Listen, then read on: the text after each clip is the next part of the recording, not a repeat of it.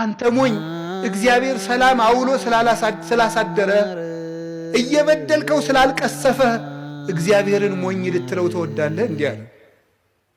ስለታገዝ ትዕግስትን ጅልነት ታደርጋለህ። ወባይቱ በአምጣነ ኢትንየስት ዘግ መቅሰፍተ ለርስከ ነገር ግን ንስሐ እንዳለ መግባት ለራስህ ፍዳን ታከማቻለህ። ደግሞ ሰው እንደው መጥቶበታል በየጸበሉ እየሄደ ስላሴ ተገለጠልኝ እንዴ ስነ ስርዓት መያዝ አለባችሁ። እንደው አታፍሩም እንዴ? ስላሴን አየዋቸው ጥጋብ እኮ ነው።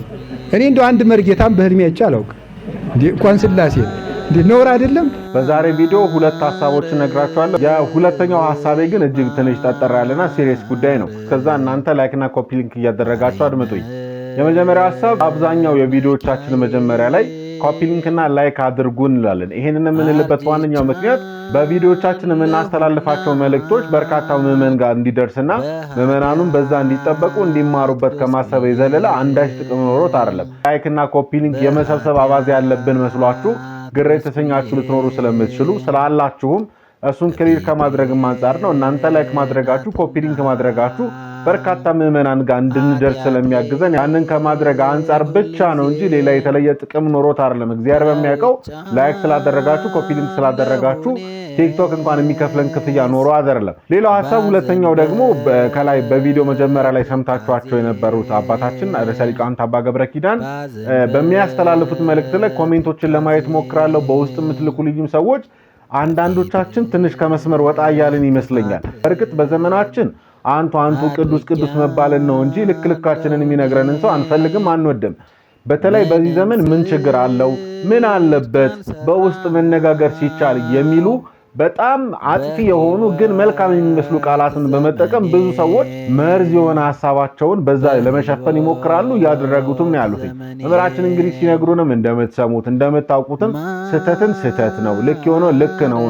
እኔ በቪዲዮ ሐሳብ ላይ ለመስጠት አይደለም እሳቸውን በስፋት እንደሚመጡበት ነግረውናል። በደንብም ይመጡበታል። ግን ደግሞ መምህራችን እንደምታውቋቸው በቃ በልካችን ማስተካከል ያለብን እንድናስተካክል ማጠንከር ያለበትን እንድንጠነክር ለብዙዎች መጽናኛ ብዙዎች ከስህተት መንገዳቸው እንዲመለሱ ያደረጉ ናቸው።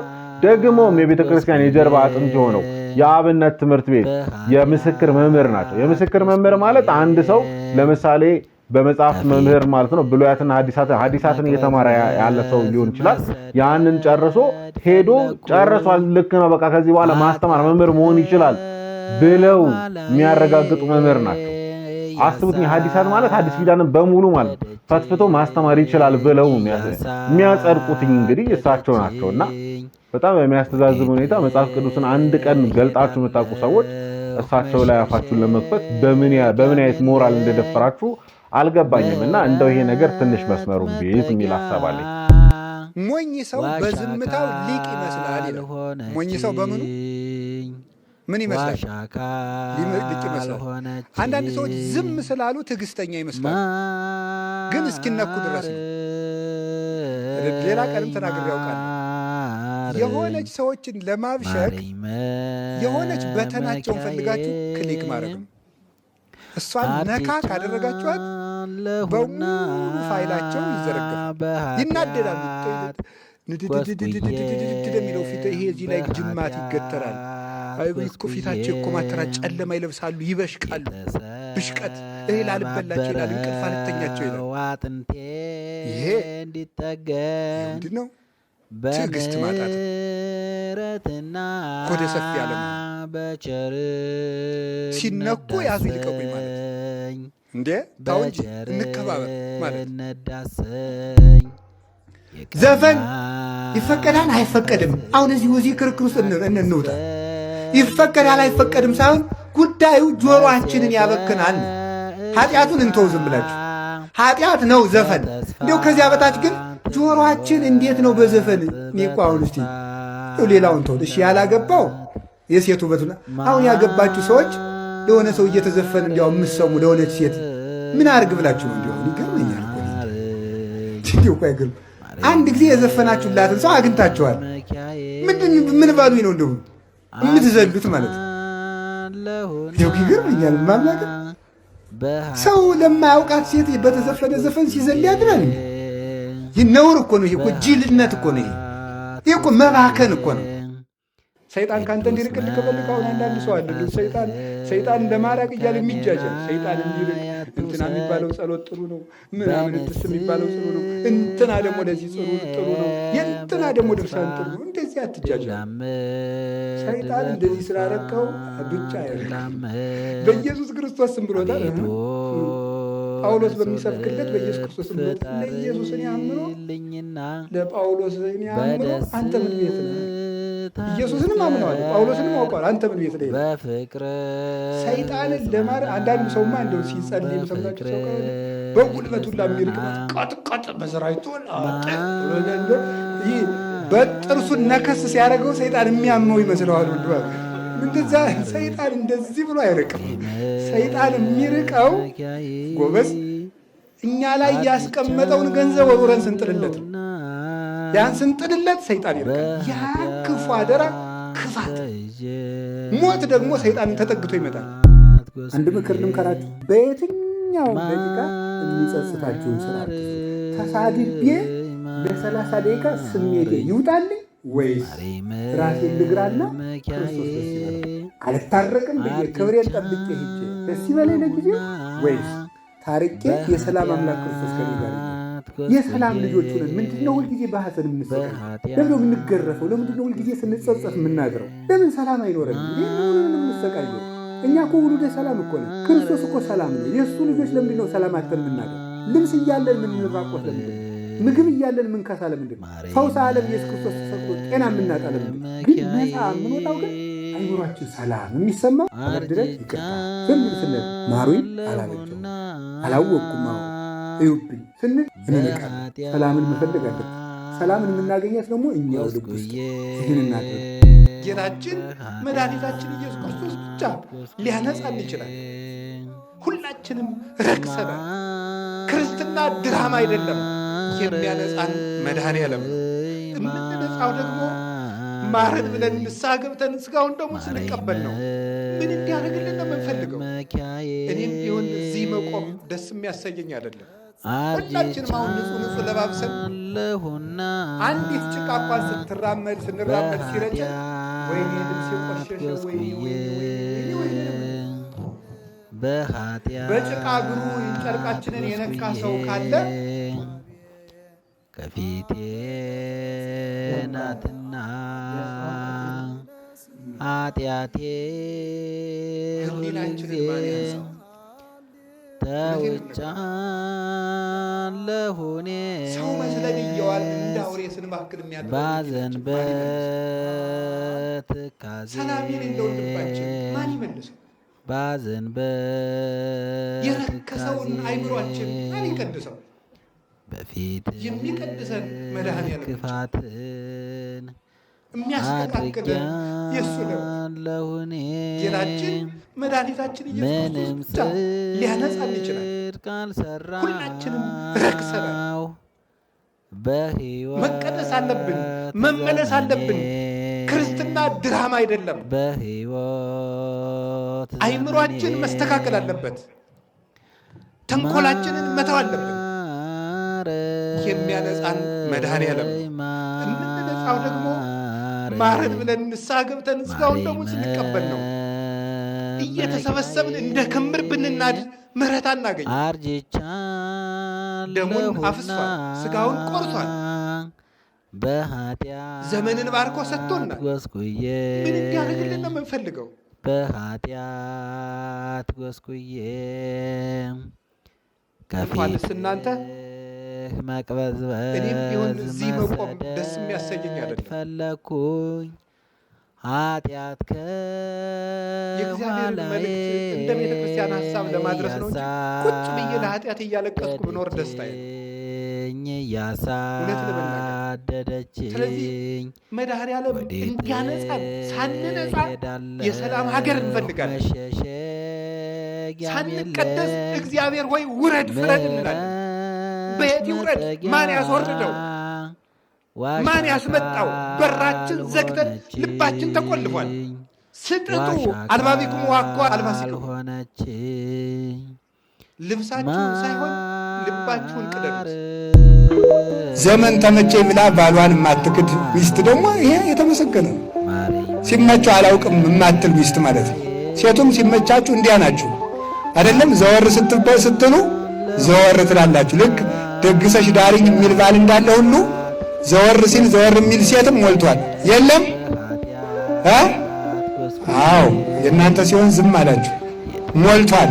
አንዳንድ ጊዜ አሁን ዲያቆኑ መከራ እየገባ ነው። ተማሪ ሳለች ያገባትና አስተምራ ውጤቷ ከፊልና የዩኒቨርሲቲ መምህር ስትሆን ረድ የዚህ ዲያቆን ጋር የዚህ ማለት ትጀምራለች ማለት ነው።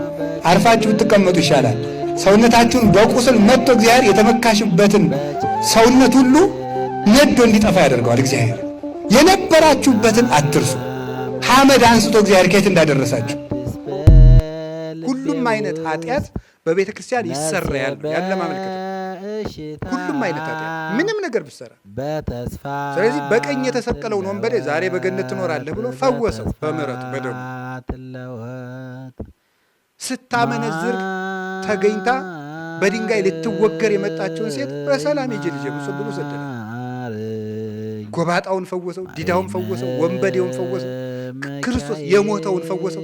ክርስቶስ ቢክድ እንኳን ከተመለሰ ምሕረት የማይሰጠው ሰው እና ሁሉም ምሕረት በቤተ ክርስቲያን ይገኛል። ቤተ ክርስቲያንን የሚያሸንፋት ኃጢአት የለም። ራሷ ኢየሱስ ክርስቶስ ስለሆነ መድኃኒቷ ክርስቶስ ስለሆነ ክርስቶስ መድኃኒቷ ለሆነላት ቤተ ክርስቲያን እማታስተሰርየው ቤተ ክርስቲያን። አሁን አንዳንድ ሰው በሰንበት መንገድ የሄደ ሰው ኃጢአቱ አይሰረይለትም፣ እንደው ንስሐው እንደ ወራጅ ውሃ ሲሄድ ይኖር። አቤቱ ንጹሕ ልብ ከባድ ሸክም አስረው ለሰው ያሸክማሉ፣ እነሱ በጣታቸው አይነኩትም አለ። ነውር አይደለም። ከጌታችን ከኢየሱስ ክርስቶስ ደም በላይ የሚሆን ኃጢአት ምንም ነገር ቢሆን በሱ ደም ይደመሰሳል። ምንም ኃጢአት ይፍታ ይድግ ያንስ ሆይ ቀድስ ምንድን ነው የሚለው? ቄሱ ንስሐ ሰጥቶ ሲጨርሰን ንስሐ ባንገባም አሁን በኋላ ራስ እንግዲህ በጸሎት ስንዘጋ ምንድን ነው የሚለው? በአማርኛ ለበለው ስንተርጉ ጌታችን መድኃኒታችን ኢየሱስ ክርስቶስ የካህናት አለቃ አያችሁ፣ ይቅር ባይ ለአባቶቻችን ለሐዋርያት ስልጣነ ክህነትን የሰጠ በከበረ ደሙ የዓለሙን ኃጢአት ይቅር ያለ በማወቅ ባለማወቅ ከልጅነት እስከ እውቀት የሰራችሁትን ኃጢአት ይቅር ይበላችሁ። በምኑ ነው ይቅር የሚለን? በዚያ ደም ነው። ይህንን ደም የሚያሸንፍ ኃጢአት የለም። ዝንቱ ውእቱ ደሜ ዘይትካው ለቤዛ ብዙኃን ወለ ስርየተ ኃጢአት፣ ለብዙዎች የኃጢአት ስርየት የሚፈሰው የሐዲስ ኪዳን ደሜ ይህ ነው ይላል። ለብዙዎች ያለው ለምንድን ነው? ምንም የኃጢአት ማህበር ቢኖር ከእግዚአብሔር ይቅርታ በታች ንስሐ እስከገባን ድረስ ማለት እና ቤተክርስቲያን የምህረት ቤት። ከኢትዮጵያ ኦርቶዶክስ ተዋሕዶ አንድ ነገር መማር ያስፈልጋል። ያለ እግዚአብሔር ፈቃድ ባለስልጣን አይሾምም ይላል።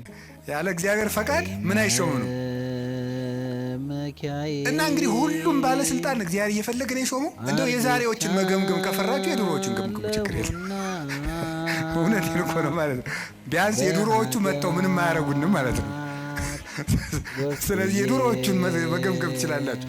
እና እንደው ሁሉንም እግዚአብሔር እየወደደ የተሾሙ ናቸው። እግዚአብሔር ረድኤቱን ከኛ ላይ ሲያነሳ አራዊት የሆኑ ሰዎች በስልጣን ሊሆን ይችላሉ፣ በጭካኔ ሊሆን ይችላሉ፣ መጥተው እንዲሰለጥኑ ያደርጋቸዋል ማለት ነው። ኦርቶዶክስ ቤት እውነት የለም ብዬ አላምን። ክርስቲያን መሆን ምንኛ ደስ ይላል፣ መስቀሉን ጨብጦ መድኃኒቴ ይላል። አማን በአማን አማን በአማን ክርስቲያን። የከተማ ልጅ እንደ ዱባ ያለ ነው። እንደ እውነቴን ነው ማምላክ።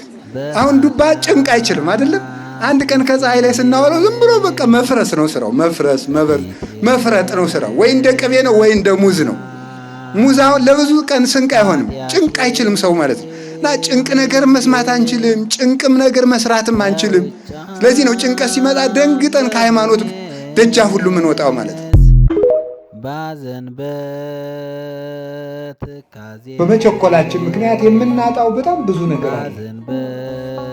በጣም ዓለምን የሚያውካት አሁን ችኮላ ነው። ቸኩሎ ማግባት፣ ቸኩሎ መመንኮስ፣ ቸኩሎ መብቃት፣ ቸኩሎ ቅዱስ መሆን ያምራችኋል አይደል? እናንተ ራሳችሁ ሱባኤ በሄዳችሁ በሶስተኛው ቀን ክንፍ አውጥቼ እንደሆነ ብላችሁ ጉያችሁ መዳሰስ ነው የምትጀምሩት ማለት ነው። በቃ ቸኩሎ መምህር መሆን ይሄ ሁሉ ማለት ነው። እንደዚህ ያለው ቸኩሎ መናገር፣ መረጋጋትን ማጣት የእግዚአብሔር ሰዎችና የሰይጣን ሰዎች ምልክት አንደዋችሁ ችኮላና መረጋጋት፣ ህዱእነት፣ ህድአት፣ መረጋጋት፣ ጸጥታ። ሊቃውንቱ ምን ይላሉ? ለመናፍቃን ህድአት የላቸው፣ እርጋታ የሚባል ነገር የለም። ሁሉንም ቶሎ ሞክረን እንጠፋለን። ሌላው ቀርቶ 5 ዓመት የጸለይንበትን ጊዜ እግዚአብሔር ዛሬ መልስ በሚሰጥበት ጊዜ እኛ አኩርፈን ጥለን እንሄዳለን። ቸኩለን ማለት እህቶቻችን ድንግልናችሁን ጠብቁ። የዲያቆን ሚስት ወደፊት እንዳናጣ እሰጋለሁ እና የመምህር ሚስት መሆንን አትፍሩት። ጥሩ ነው። ይኸው እንደዚህ ያለ ጠብጥሞ የሚገኝ እኮ ብትወልዱ እኮ የፈለገ ብትወልዱ 10 ነው። እስቲ 20 ልጅ ይገኛል። 20 ልጅ የተገኘ እኮ የመምህር ሚስት ስለሆኑ ነው። እንዲህ ያለ ቅናት እንዲያደርባችሁ ጥሩ ቅናት እንዲያደርባችሁ ይገባል። እና የቄሶች ሚስቱም ባሎቻችሁ እንዲያገለግሉ ፍቀዱ፣ አታንጎርጉሩ። የካህን ሚስት የካህን በረከት ነው የምታገኘው። ይህን እንድትላልቅ ብዬ ነው። በስጋም በነፍስም የወላዷቸውን ልጆቻቸውን አምላከ ቅዱሳን በቸርነቱ ይጠብቅልን። ከዚህ ቀጥሎ እሳቸውን አመሰግናለሁ በእውነት። ከዚያ ወደ ትምህርቱ ሄዳለሁ። እሳቸውን ለምንድነው እንደዚህ ያልኩት? እኔ ለምሳሌ መነኩሴ ነው እንደ አቅሚቲ ይላል የዘመኑ ሰው ሲናገር። እንደ አቅሚቲ እኔም ወንበር ማስተማር ጀምሬያለሁ እና እኔ እንግዲህ የምትቆጣብኝ ሚስት የለችኝም፣ ማጫውታትም የለችኝ፣ ማቋረሳትም የለችኝም። ግን ይደክመኛል፣ እኔ ራሴ ይደክመኛል፣ ወንበሩ ያደክማል። የተማሪው ጥያቄ ልብ ነው የሚያወልቅ። የኔታ አረጋዊን መምህራችን አንዱ እዚህ ጓዴ መጠየቅ አቀበት ነው፣ መጠየቅ ግን ቁልቁለት ነው ይላል። እንደፈለገ ይደረስበታል ማለት ነው። ተማሪ ልብ ማውለቅ ነው ዝም ብሎ ስራው። ወተት ለምን ነጭ ሆነ ብሎ ቢሆን ይጠይቃል። ስጋት የለበትም፣ አይቸገርም ማለት ነው። ስለዚህ የተማርነው ብቻ ሳይሆን ያልተማርነውን ጭምር ነው የሚጠይቅ። የሆነ ሰው እየሮጠ ሄዶ አንተ አንድ ነገር ነበር አለው። ቆይ ሳትነግረኝ 3 ጥያቄ ልጠይቅህ አለው። አንደኛ የምትነግረኝን ነገር አይተኸዋል ወይ? አላየሁትም። ሁለተኛ የምትነግረኝ ነገር እውነት ነው ወይ? እኔ እንጃ። ሶስተኛ የምትነግረኝ ነገር ስለ ጓደኛዬ ክፉ ነገር ነው ወይ? አዎ። እንዳትነግረኝ በሕግ አምላክ። ያንዳንዱ ሃይማኖት ሲባል የድርጅት ስም ነው ወይም የተቋም ስም ነው ከማንሳት፣ ኦርቶዶክስም ሲባል የተቋም ስም እንጂ የእምነት ወይም ደግሞ የምናምንበት የምንሄድበት መንገድ እንዳይደለ ብሎ የሚያስቡ ሰዎች አሉ። ለመሆኑ እምነትና ሃይማኖት ልዩነት ይኖራቸው ይሆን ወይስ ደግሞ ምንድን ናቸው? እስቲ እነዚህን ጉዳይ ብናነሳ አባታችን። እሺ መልካም። በስመ አብ ወወልድ ወመንፈስ ቅዱስ አሐዱ አምላክ። እግዚአብሔር ይስጥልኝ። ሃይማኖት ባልን ጊዜ ሃይመነ ከሚል ቃል ነው የሚወጣው፣ ከግዕዝ ቃል ሃይማኖት ማመን፣ መታመን የሚል ትርጉም ይኖረዋል ማለት ነው። አምነ ሃይማኖት አመነ ነው። ከዚያ እምነት ከዚህ ይወጣል። እምነት የሚለው ከዚህ የሚወጣ ነው። በዚህ አካሄድ ሃይማኖት እምነትንም ጨምሮ የያዘ ነው። ሃይማኖት የሚለው አንደኛ ማመን ነው የሚሆነው፣ ሁለተኛ ደግሞ መታመን። ማመን ማንን የሚል ይወጣዋል፣ መታመን ለማን የምንታመነው የሚል ይወጣዋል። እነዚህ ሁለት መሰረታዊ ነገሮች የሚያጠቃልል ነው። ስለዚህ እዚህ ላይ የሃይማኖት አንዱ ትርጉሙ እምነት ነው ማለት ነው። የሃይማኖት አንዱ ትርጉሙ እምነት ይሆናል ማለት ነው። ይሄ ምን ማለት ነው? መጽሐፍ ቅዱስ ላይ ሃይማኖትን እምነት፣ እምነትን ሃይማኖት ብሎ የሚጠራበት ጊዜ አለ። ለምሳሌ ጌታችን መድኃኒታችን ኢየሱስ ክርስቶስ ሃይማኖትኪ አሕይወትኪ ማቴዎስ 15 ላይም እምነትሽ አድኖሻል፣ እምነትህ እንዲህ አድርጎልሃል፣ ሃይማኖትህ አሕይወትከ እምነትህ አድኖሃል እያለ ነበር የሚያድነው። ይሄ ሃይማኖት ግዕዙ ሃይማኖትኪ ሃይማኖትከ፣ ሃይማኖትህ ሃይማኖትሽ ነው የሚለው በግዕዙ። ስለዚህ እምነትን ሃይማኖት ሲለው ማለት ነው። ተአምኖ ብሎ ደግሞ ይጠራዋል፣ እምነት ሲል ነው እዚህ ላይ። ስለዚህ ሃይማኖትን እምነት ሲለው ሃይማኖትሽ አድኖሻል ሲል እናገኘዋለን። ከዛ ደግሞ ሃይማኖት ደግሞ በራሱ ሃይማኖት ተብሎ ሲጠራ ምን ተብሎ ይገኛል? ወአሐቲ ሃይማኖት አሐዱ እግዚአብሔር ወአሐቲ ሃይማኖት፣ አንድ ጌታ አንድ ሃይማኖት ወአሐቲ ጥምቀት ይላል ቅዱስ ጳውሎስ ማለት ነው። ስለዚህ አንድ ሃይማኖት ባለ ጊዜ አሁን ምን እያለን ነው ማለት ነው? ሃይማኖት የምንለውን በራሱ ቅድም ማመን መታመን ብለን የተረጎምነውን ነገር እየነገረን ነው ማለት ነው። ስለዚህ እምነትን ሃይማኖት፣ ሃይማኖትን እምነት ብሎ መጥራት በመጽሐፍ ቅዱስ የታወቀ ነው። ግን ምን ማለት ነው ባልን ጊዜ ሃይማኖት የምንለው እግዚአብሔርን ራሱን ነው። ሃይማኖት የምንለው ራሱን እግዚአብሔርን ነው። በመጽሐፍ ምእመን እግዚአብሔር የታመነ ነው፣ እግዚአብሔር ታማኝ ነው ተብሎ ቅዱስ ዳዊትም ተናግሮታል። ሌሎችም ነቢያት ሁሉ ጻድቅ እግዚአብሔር፣ ምእመን እግዚአብሔር እውነት ነው ብሎ እየተናገሩት ሁሉ ይህ ሃይማኖት ነው። አማኝ ሳይኖር ሃይማኖት አለ። እምነት ግን ይጎላል። እምነት ሊጎል ይችላል። ሃይማኖት ሳይኖር ግን ሃይማኖት አለ። ምክንያቱም ሃይማኖት እግዚአብሔር ነው። ሃይማኖት ማባብ ተፈጥረት ወሀበ ወልድ ታበጽሕ ወሀበ መንፈስ ቅዱስ ትትፈጸም። ሃይማኖት ምንድነው ትለኝ እንደሆነ ሃይማኖት አብን ወላዲ በማለት ትጀመራለች፣ ወደ ወልድ ወላዲነት ታደርሳለች፣ በመንፈስ ቅዱስ ሰራጺነት ትፈጸማለች ብሎ ነው የሚናገረው ማለት ነው። ስለዚህ ሃይማኖት ማለት ምን ማለት ነው ብሎ ቢጠይቅ አንድ ሰው የአብ ወላዲነት፣ የወልድ ተወላዲነት፣ የመንፈስ ቅዱስ ሰራጺነት ወይም የአብ የመንፈስ ቅዱስ የወልድ ፈቃድ የወልድ ስግው መሆን ወይም ደግሞ ሰው መሆን እሱ ሃይማኖት ነው ማለት ነው። ስለዚህ ሃይማኖት የምንለው የሶስቱን ቅድምና ሀለወት፣ አንድ ባሕርይ፣ አንድ ስልጣን፣ አንድ መንግስትና ያ እግዚአብሔር ሀለወት እግዚአብሔር ነው ሃይማኖት ይባላል። ሀለወት እግዚአብሔር ለዚህ ዓለም ሰራይ መጋቢ አለው። ስራ ካለ ሰሪ እንዳለ ሁሉ ፍጥረት ካለ ፈጣሪ ያለ ብሎ ያ የምንቀበለው እሱ ሃይማኖት ይባላል። ስለዚህ ምን ይሆናል? ራሱ እግዚአብሔር ሃይማኖት ነው። ራሱ እግዚአብሔር ሃይማኖት ነው። ምክንያቱም የሚያምን ቢጠፋ እግዚአብሔር ራሱን አይክድምና ብሎ ተናግሯል። ራሱ እኛ ባናምነው እንኳን በራሱ የታመነ ሆኖ ይኖራል ይላል ቅዱስ ጳውሎስ። እግዚአብሔር ሃይማኖት ነው።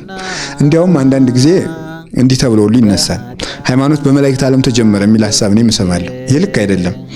ሃይማኖት ለመላእክት ተገለጠ ነው እንጂ ተጀመረ አይባልም።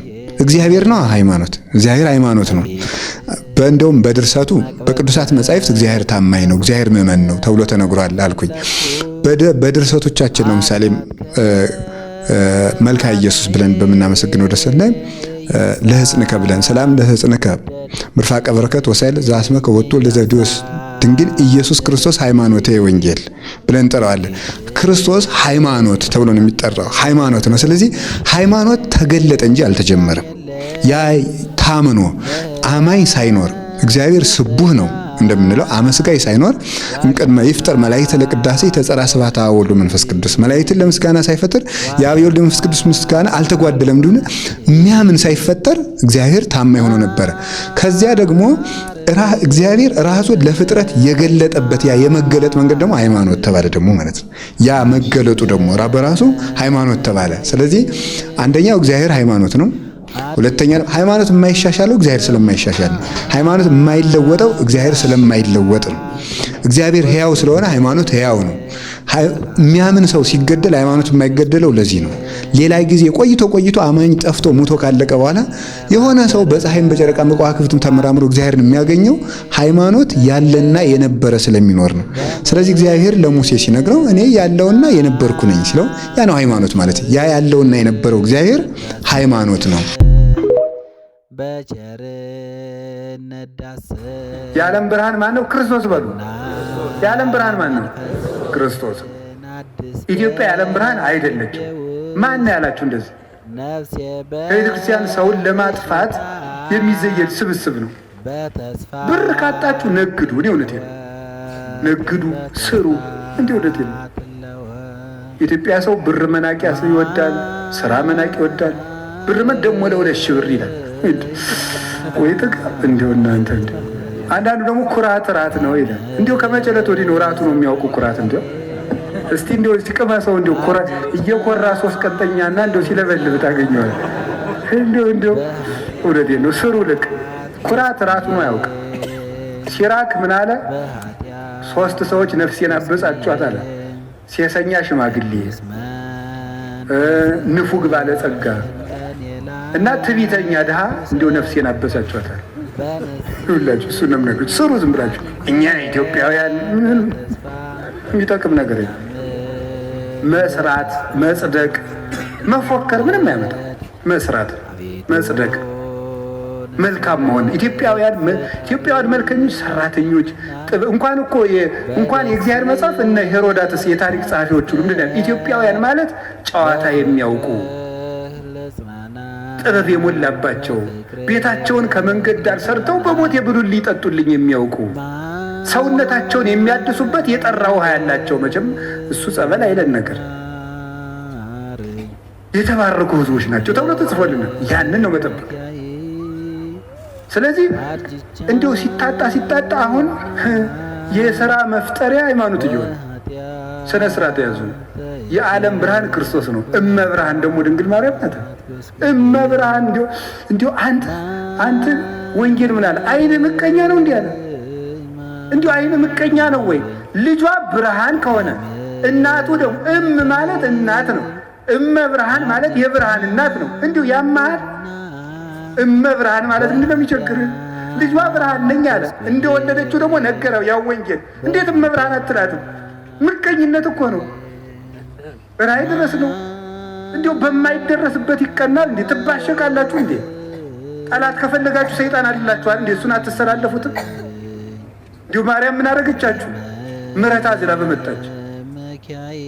ስለዚህ የእግዚአብሔር ሰዎች እመቤታችን የብርሃን እናቱ የፀሐይ ጽድቅ እናት ናት።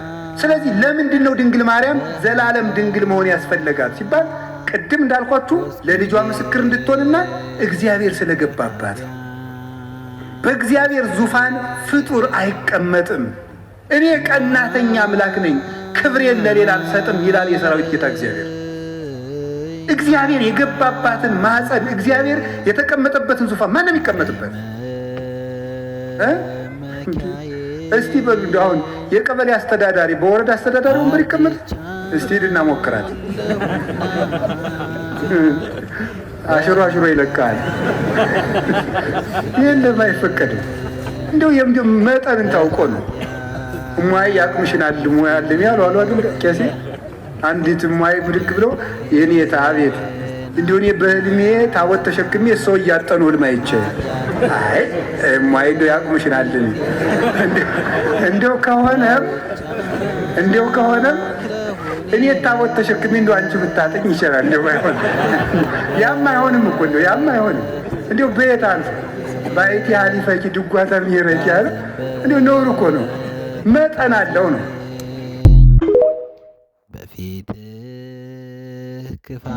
አባቴ አቤት፣ እኔ ላገባ ነበር። እሺ እና አንዳችን ድንግልና የለንም። እሺ እንዲሁ ግን ዘመዶቻችን እንዳያፍሩ ዝም ብለው ቆባ እንዲያረጉልኝ ችግር የለም። ይሄ አይደለም ችግር የፈጠረ እንደ ራሳችሁ ሐሳባት ነው። እንደ እግዚአብሔር ሐሳብ በሉላችሁም። እንደማን ሐሳብ አልኳችሁ? እንደ እግዚአብሔር ሐሳብ።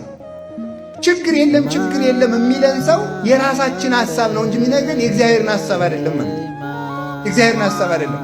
አሁን ሰው ከቤተ ክርስቲያኒቱ ከበደች እያለ የሚወጣው ለምንድን ነው?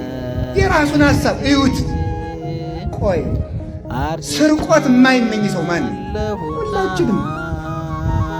ዝሙት የማይፈትነው ማን ነው? ሁሉም። ጠዋት መብላት የማይፈልግ ጾም ቢቃለልለት የማይፈልግ ማን ነው? ሁሉም። ብርድ አይብረድህ፣ ጾም ይቅርልህ፣ ስራ ይቅርልህ፣ ክርስቶስ ሙቶልሃል ቢባል ማረፍ የማይፈልግ ማን ነው? ሁሉም። እዩ በሞቴ እረፍት የማን ሐሳብ ነው? የእኛ በሉ። መብላት የማን ሐሳብ ነው? መተኛት የማን ሐሳብ ነው? ምቾት የማን ሐሳብ ነው? አዎ። ስለዚህ የእኛን ሐሳብ እየነገሩ ከእግዚአብሔር ሐሳብ እየለዩ ከቤተ ክርስቲያን ያወጡናል ማለት ነው። የእኛን ሐሳብ የሥጋ ፍላጎታችን።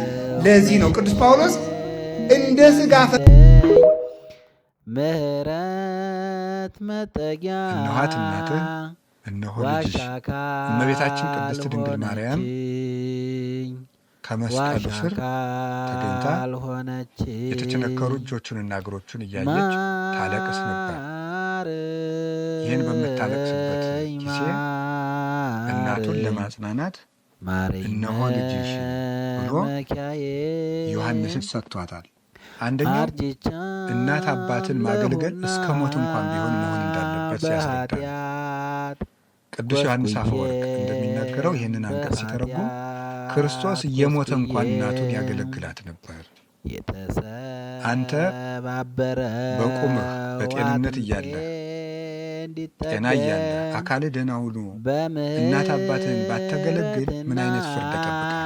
ለጌታስ የምትመልሰው መልስ ምንድን ነው? ለእናት የሚደረገው ፍቅር በሞት እንኳን ቢሆን የሚደረግ ነው። ብዙ ጊዜ ሰዎች እናቱን አቃሏታል የሚሉ ሰዎች አሉ። ለእናቱ ቁም ነገር ግድ የማይላቸው ግን ክርስቶስ ስለ እናቱ ግድ ይለዋል። እየሞተ እንኳን የእናቱ ነገር ያሳስበው ነበር። የእመቤታችን የቅድስት ድንግል ማርያም ነገር በጌታ በሞቱ እንኳን ጊዜ ያልተዘነጋ ነው የሚታሰብ።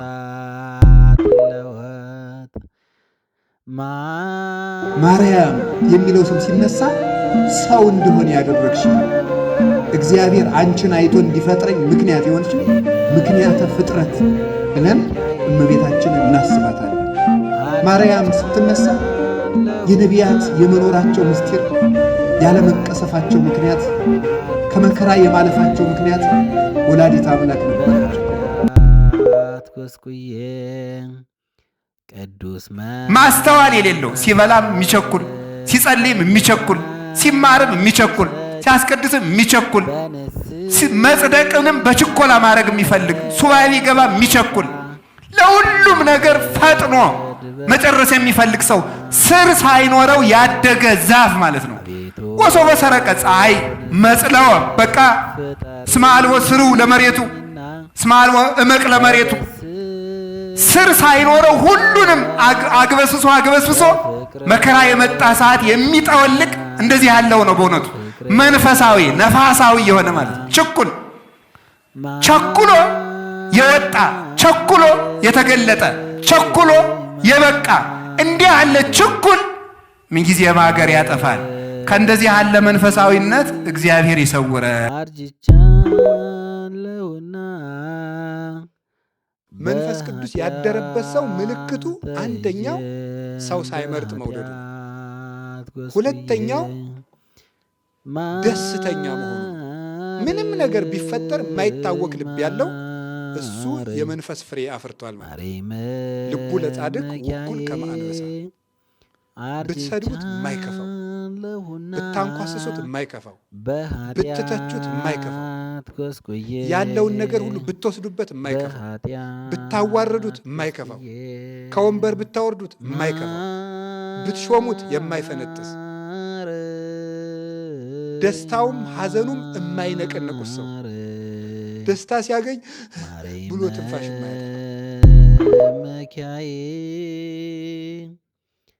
ይቅር የማይል ሰው ሃይማኖት የለውም። ለምን? እግዚአብሔር የምን አምላክ ነው? ሃይማኖት እግዚአብሔር ነው። እግዚአብሔር ደግሞ የምሕረት አምላክ ነው። ስለዚህ አንተ ጨካኝ ከሆንክ የምሕረት አምላክ ካንተ ጋር የለም ማለት ነው። ልብህ ይቅር ባይ ካልሆነ እግዚአብሔር ካንተ ጋር ሊኖር አይችልም። ይኸውላችሁ ያንተን ክፋትም እግዚኦ ብሎ እግዚኦ ማረነ እግዚአብሔር አይልም፣ አይምርም። መቀለጃ አይደለም እግዚአብሔር። ዝም ብሎ 400 ሆኖ እግዚኦታ ወደ 400 ሚሊዮን ብንቀይረው ይቅር አይልም። እወ ህድግ ወይ ሀድግ ለክሙ እወ ስራይ ወይ ሰሪ ለክሙ የሚለው ዮሐንስ አፈወርቅ በቅዳሴው። ተው ይተውላችኋል፣ ይቅር በሉ ይቅር ይላችኋል ነው ያለው እግዚአብሔር። በኃጢአት ጎስቁዬ ከፊቴ ናትና ኃጢአቴ ሁል ጊዜ ተውጫለሁ እኔስ ባዘን በትካዜ ባዘን በትካዜ በፊትህ ክፋት